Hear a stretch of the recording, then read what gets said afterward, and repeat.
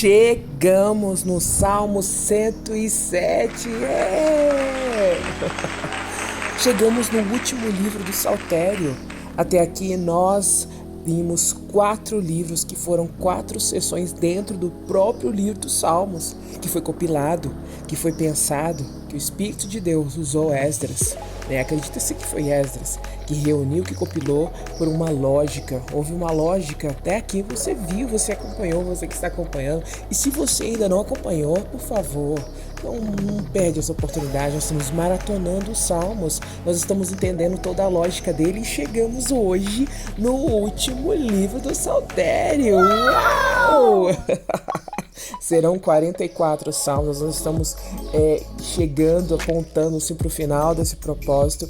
Mas, irmã querida Alessandra, nós que estamos juntos nessa maratona louca, qual é o seu sentimento? O que tem em seu coração a respeito de tudo que a gente tem feito até aqui? Uau, sim, chegamos! Eu não tenho palavras para descrever que alegria. Aprender, degustar, entender mais da palavra de Deus, e a palavra de Deus, essa revelação poderosa, ela se renova a cada manhã. Então a cada estudo é como se nunca tivesse ouvido ou lido aquele texto, e o Espírito Santo de Deus tem falado, tem ministrado a cada texto, a cada salmos, e é assim edificante. Eu espero que você também, mana, e vocês, amigos que estão conosco, tenham recebido do Senhor edificação, encorajamento, acréscimo de fé e esperança, porque é assim que os Salmos vêm nos ensinando. E lembrando, que são divididos em 5 sessões ou 5 partes, que vai do capítulo 1 ao capítulo 41, do capítulo 42 ao 72, do capítulo 73 ao 89, do capítulo 90 ao 106. E hoje, 107, entramos na 5ª sessão, que vai até o 150. E eu não sei se você observou, amigos e amigas que está aí conosco, em cada um dos 3 primeiros livros termina com a palavra Amém. Duplo, Amém, Amém. O 4, ele se encerra com um Amém e um aleluia. Então, como se ele terminasse amém, aleluia. E o último termina com a coleção de todos, aleluia, aleluia. Gente, e a colocação dos capítulos, ele não está numa ordem cronológica, mas sim teológica. É algo que foi colocado como inspiração divina para que os crentes de hoje, para que a humanidade hoje pudesse entender mais dos propósitos de Deus, da promessa de Deus, de quebras e de alianças como foi feito com o povo de Israel. Enfim, é uma ordem teológica em que eu tenho aprendido, tenho degustado e espero que vocês também. Esse é o nosso maior desejo, e Deus tem feito uma obra no nosso coração. Agora, entrando na última sessão, no 5º livro, dentro do próprio livro de Salmos, nós vamos viajar como um peregrino. E aí você está ouvindo essa música aí no fim? Vamos ouvir um pouquinho? Ouça. Se não for pra ser como você,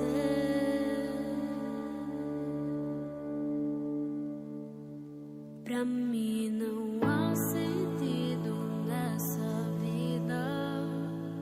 Se não for pra te conhecer.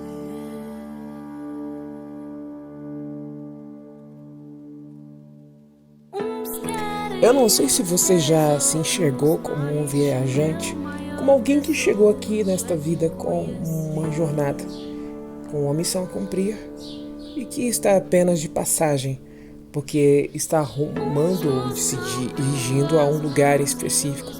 Se ninguém nunca disse isso para você, se você nunca conseguiu se enxergar assim, neste dia, neste salmo, com este salmo, eu quero te convidar a entender que você é um peregrino aqui nessa terra.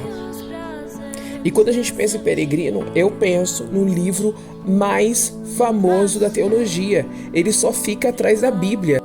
E ele foi escrito por John Bunyan. E ele deu um show. Ele não, foi o Espírito Santo de Deus. Um homem, um pastor, um escritor que nasceu em 1600 e conseguiu trazer uma contribuição teológica através de um texto maravilhoso. Ele já foi traduzido para mais de 200 línguas e idiomas diferentes. Se você ainda não leu esse livro, está aí a capa dele com o nome do autor. É um livro que todo cristão deveria ler. Por quê? Porque o livro fala sobre você. O personagem principal nesse livro, o nome dele é Cristão. E se você é cristão, é você. E se você ainda não é cristão, você está sendo convidado a fazer parte conosco dessa peregrinação. E esse peregrino, esse cristão citado nesse livro, ele está numa jornada. E ele vai encontrar muitos personagens. Primeiro que ele segue a jornada dele com 2 companheiros, que é o fiel e a esperança. E dentro dessa jornada ele vai encontrar muitos desafios. Ele vai passar pelo vale da sombra da morte. Ele vai viver muitas aventuras, igualzinho eu e você. As jornadas, os desafios que nós enfrentamos até aqui são esses passos da nossa jornada. E ele vai encontrar também com muitas adversidades internas que são colocadas como personagens, que na verdade são os nossos grandes desafios. E é isso que o Salmo 107, por que o Salmo 107 é o Salmo do peregrino? Porque o Salmo 107 vai contar essa jornada. Você vai perceber que a partir daqui do Salmo 107, toda a perspectiva, todas as canções vão mudar. Elas vão mudar um pouquinho, sim. E porque o tema central do quinto livro, o tema central é a celebração da salvação que vem no Senhor. Sabe quando você vai para uma festa e começa aquelas músicas mais agitadas, você tem vontade de dançar, ou você vai à casa do Senhor e começa a celebrar e dá vontade de pular, de dançar, de glorificar o nome do Senhor? As próximas canções, elas terão essa característica. Então essa canção do Salmo 107 não é uma canção triste, é uma canção alegre, que fala da jornada do peregrino. Se você puder acompanhar com a sua Bíblia, vai ser muito bom, porque você vai fazer muitas marcações hoje, muitas explicações sobre este salmo, toda a sistemática dele. Mas se você não pode fazer isso agora, tudo bem. O que é importante é você entender que esse salmo é a história da sua vida. Então vamos lá. O Salmo 107 inicia com uma expressão muito bonita. Deem graças ao Senhor porque Ele é bom. Seu amor dura para sempre. Nós vamos encontrar muito essa sentença, essa frase nos próximos salmos. Mas diz algo, e continua aqui no versículo 2, o Senhor nos resgatou. É uma pergunta? O Senhor nos resgatou. Proclamem em alta voz. O Senhor nos resgatou? Proclamem em alta voz. Contem a todos que eles os resgatou de seus inimigos. Você sabia que isso aqui é uma resposta? Como assim uma resposta? O Salmo 106, no penúltimo versículo, diz assim: salva-nos, Senhor, nosso Deus. Reúna-nos dentre as nações, para darmos graças ao teu santo nome, para nos alegrarmos em louvor. E isso foi um pedido feito no Salmo 106, o versículo 47. E o versículo 1 e 2 está respondendo. O contexto desses salmos é o período pós-exílio. E nós sabemos que o maior clamor daquelas pessoas era que Deus os reunisse novamente após o cativeiro babilônico. E não é diferente nos nossos dias. A humanidade está ansiando, está clamando pela salvação. Uma salvação que foi oferecida a nós, que chegou até nós através do Senhor Jesus. Então o Salmo 107, assim como todos os próximos salmos do Saltério, vão descrever o sentimento, vão descrever histórias, vão descrever canções de celebração máxima. Aqui nós vamos aprender nos próximos salmos as diferenças da palavra louvor. Na nossa língua, no português, é muito pobre. Quando a gente fala louvor, a gente imagina enaltecer a uma pessoa. Isso fica nisso. Mas, na língua hebraica, para a palavra louvor, existem várias palavras. Existem várias palavras que denotam variações, porque o louvor, ele é um processo, ele é progressivo. E nós vamos aprender isso aqui nos próximos salmos. E hoje, nesse salmo de louvor, essa resposta que foi dada a Deus, né, foi feito um pedido no Salmo 106. No Salmo 107 já começa com essa resposta, aquilo que o Senhor fez. Então nós podemos entender que a humanidade, né, aqui descrita, claro, pela história do povo de Israel, clamou pela salvação e a salvação aconteceu. Então a primeira parte desse salmo, que vai do versículo 1 até o versículo 6, é a música do fim. É a música de celebração de fim. É aquela música de saideira da vida.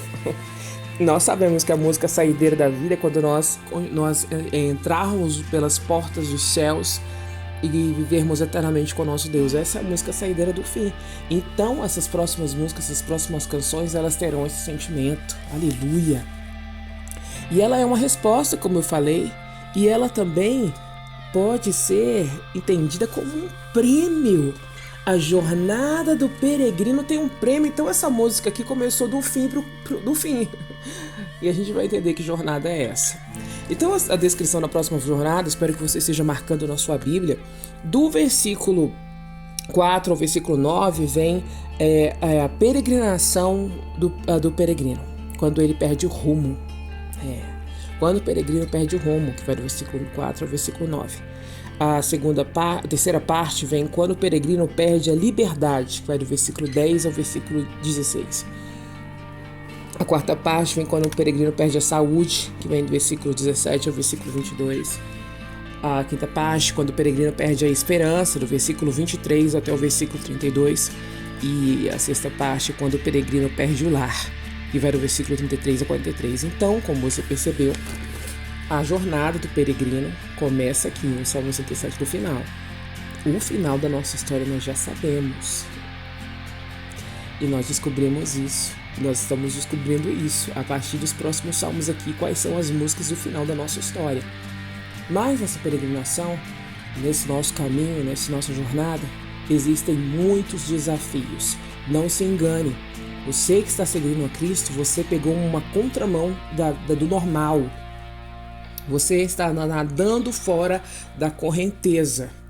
É natural os desafios. Talvez você esteja sentindo agora uma pressão muito grande na sua vida. Eu até compreendo isso, mas isso é natural. John Bunyan, o autor do livro Peregrino, pode contar com a própria vida dele. A vida dele, gente, foi um desafio, porque ele passou muitos anos preso por pregar o evangelho. E ele sofria ali.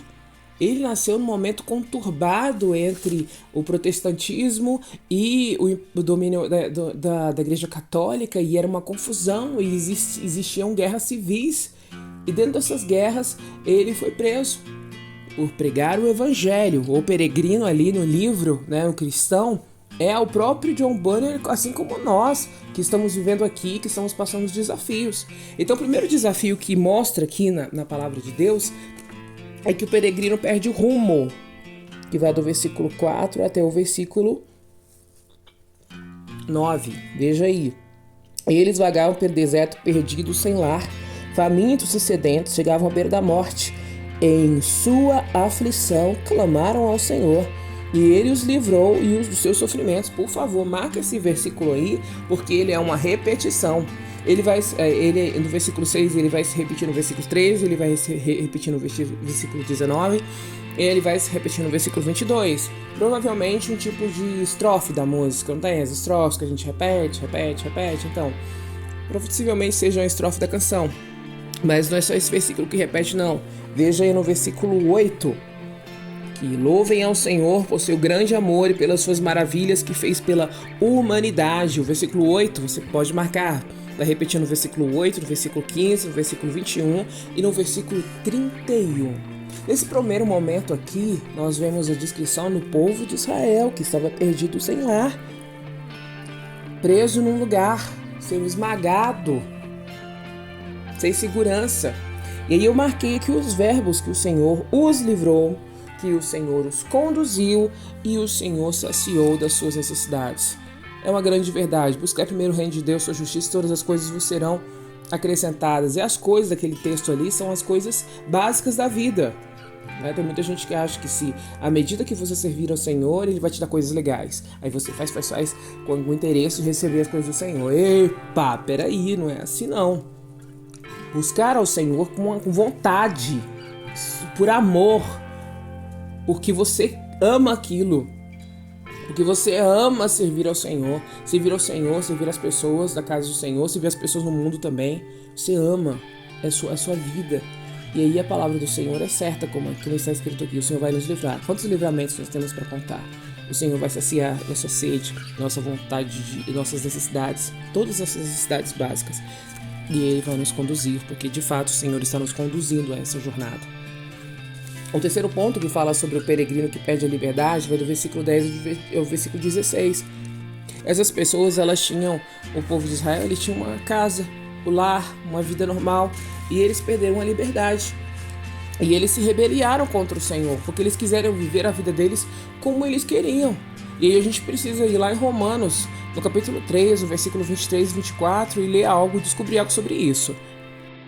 Que diz assim: pois todos pecaram, todos fracassaram e estão afastados da glória de Deus. No entanto, Deus nos declara agora justificado as nossas ofensas, aquilo que fizemos, através da redenção que há em Jesus Cristo, aquele em que sua graça tira os nossos pecados gratuitamente. Não foi só o povo de Israel que se rebeliou, foi a humanidade. Por isso que aqui nesse texto de repetição diz: louvem ao Senhor por seu grande amor e pelas suas maravilhas que fez pela humanidade. Não foi só para o povo de Israel. Viu como esse salmo tem uma pegada messiânica? E você vai observar que todas as canções que nós vamos ver aqui a partir de agora, elas têm essa conotação, elas mostram isso para nós. Todos nós pecamos, todos nós escolhemos ficar longe de Deus, mas através de Jesus, gratuitamente foi oferecido a nós essa oportunidade de salvação, aleluia! O peregrino aqui que perdeu a liberdade, ele conquistou a liberdade através de Jesus Cristo.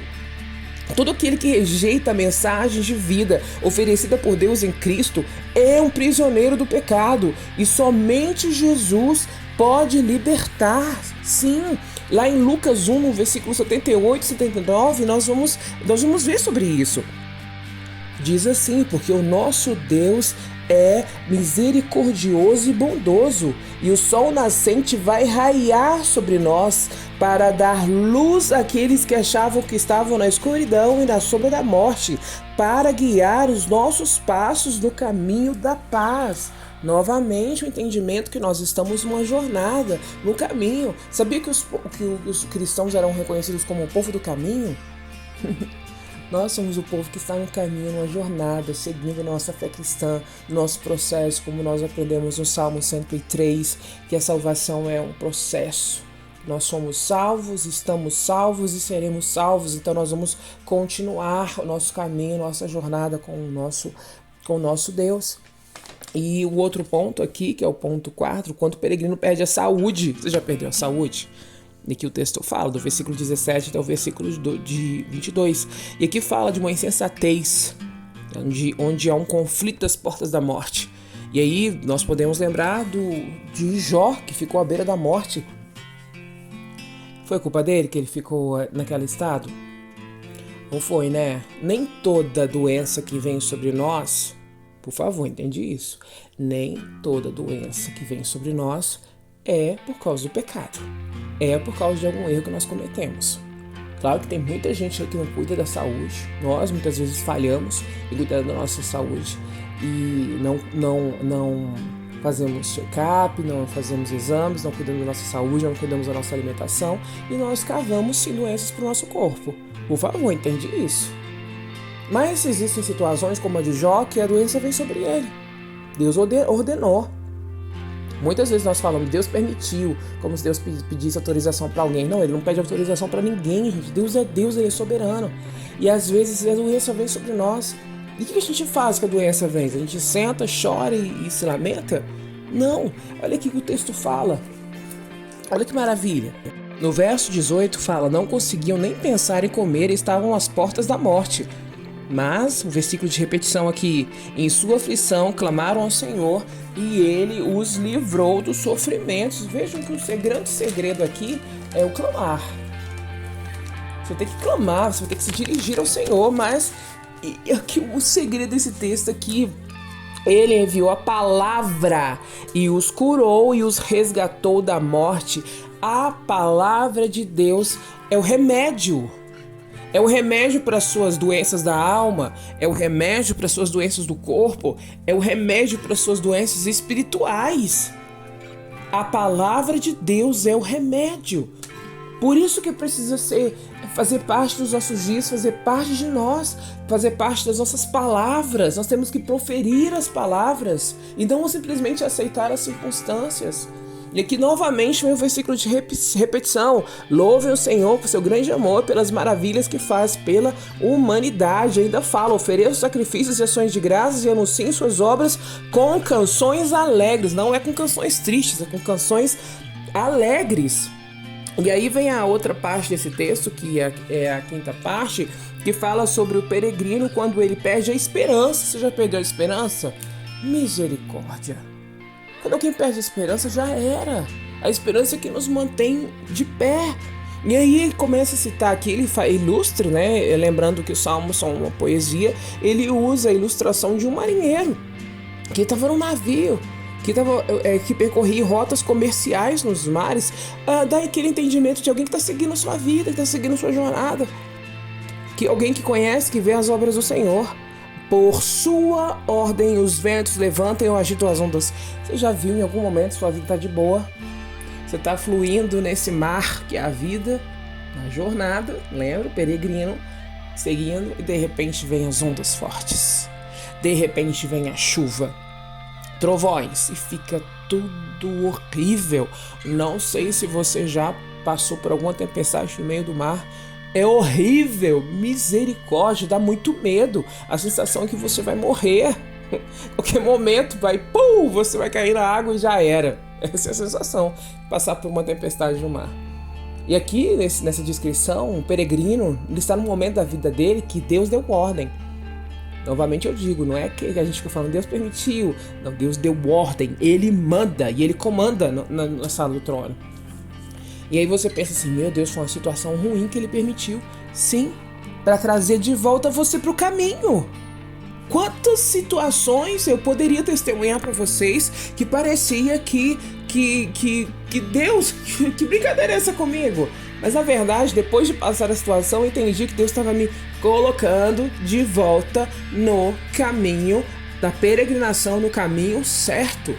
Lembrando que Jesus é o caminho, a verdade e a vida. Lembrando que Ele falou para nós que o caminho seria estreito, não um caminho largo. Não. Um caminho estreito, penoso, difícil. E em alguns momentos vai ficar meio escuro. Mas aqui nós vimos que o Senhor é a nossa luz, nossa verdade, Ele é o nosso companheiro de jornada. O grande segredo do peregrino, da chegada daquele livro maravilhoso que você não leu, leia por favor, é que ele vai chegar no destino dele. A graça de Deus, o pastor, o bom pastor, Jesus, o bom pastor, cuida de mim. Assim como o pastor que cutucava a ovelha, né, que pegava a ovelha fujona e colocava de novo no caminho, né, junto com a galera, junto com todo mundo no caminho, o Senhor faz a mesma coisa conosco. E por fim, vem a última parte do texto, que o Senhor, né, quando o peregrino perde o lar. O que fazer quando você perde o lar? Esse lar aqui pode falar de tantas coisas, né? Pode falar de aspectos emocionais. E aqui no versículo 33, que é onde começa, fala que Ele transformou os rios em desertos, fontes de água seca, e Ele torna a terra fértil em solo inútil, por causa da perversidade de seus habitantes. E Ele também transforma desertos em açudes e terras secas em fontes de águas. Você observou aí nesses 3 versículos que ele faz coisas incríveis e Ele faz o contrário da coisa incrível.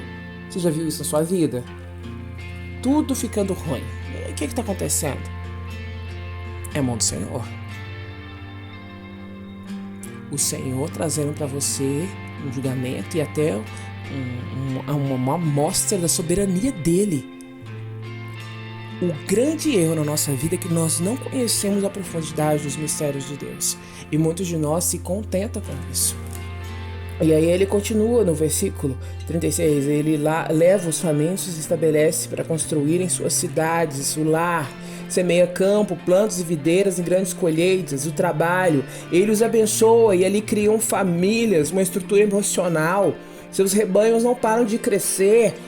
Prosperidade, recursos. Essas são as bênçãos do Senhor para a nossa vida. Mas para chegar até esse ponto, tem uma jornada, tem um caminho. E outra, não compara a sua vida com ninguém. Não pode comparar a vida com outras pessoas, não pode. Porque o Senhor tem uma história específica para cada um de nós. E aqui fala por quando diminuírem em número e se empobrecerem por causa da opressão, da miséria, da tristeza. Olha que lamento. O Senhor lança desprezo sobre os príncipes e faz vagar no deserto seus caminhos. Contudo, o Senhor livra os pobres do sofrimento.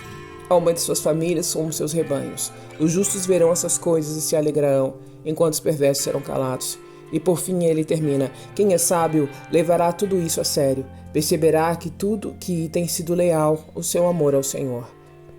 Quem é sábio consulta a história. Quem é sábio não para de aprender e de entender os mistérios do Senhor. Quem é sábio,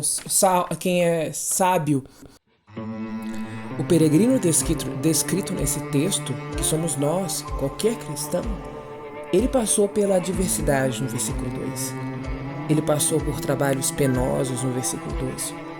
Ele passou por angústias e tribulações no versículo 16, 13, 19 e 18.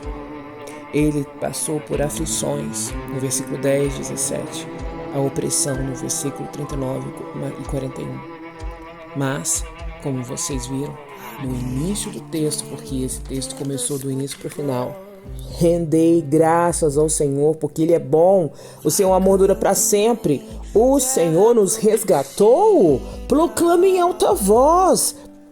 Cantem a todos que Ele resgatou dos nossos inimigos. O nosso maior inimigo, como nós vimos no salmo passado, o maior vilão sou eu. É o meu pecado, é a vontade que há de pecar em mim. E aí, o Senhor me resgatou. Aleluia.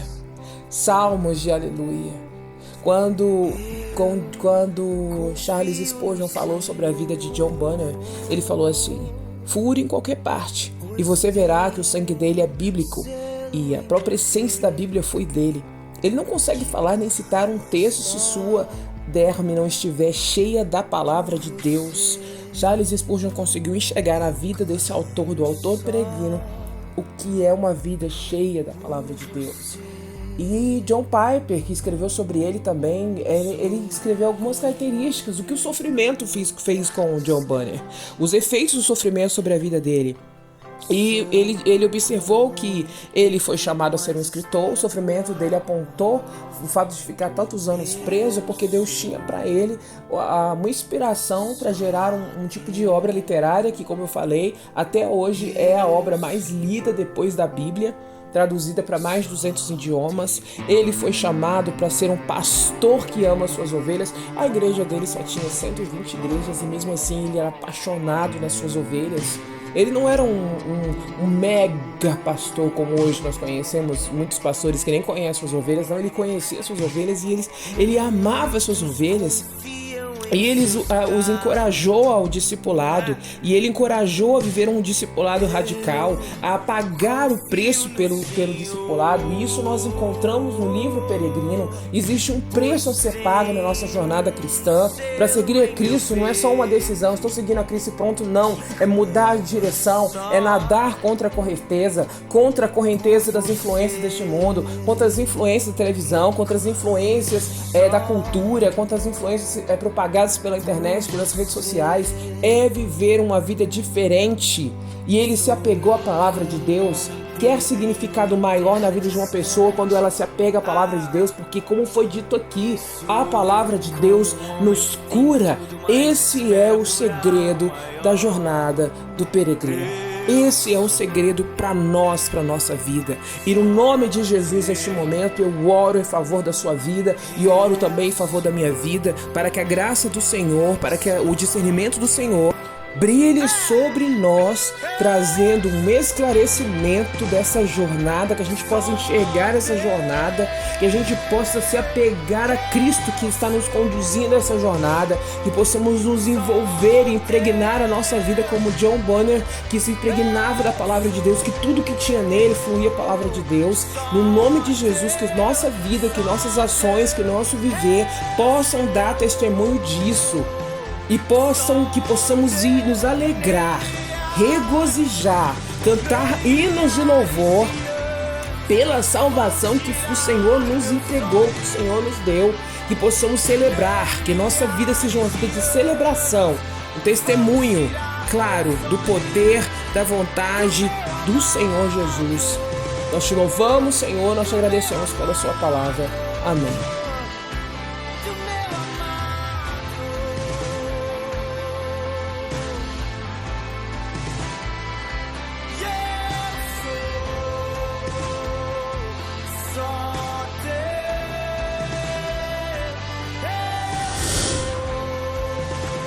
Thank you.